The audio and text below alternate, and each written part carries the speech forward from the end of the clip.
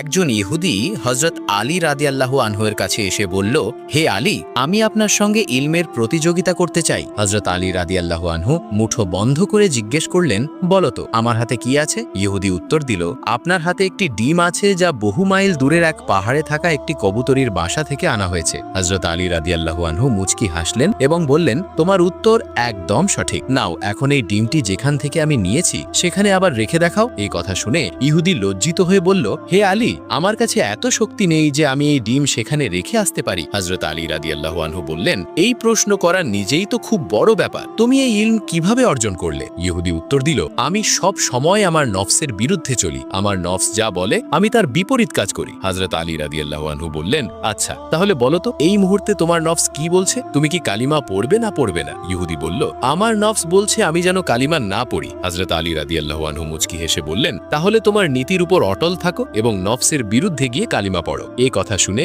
ইহুদি কালিমা পড়ল এবং ইসলামের দায়রায় প্রবেশ করল।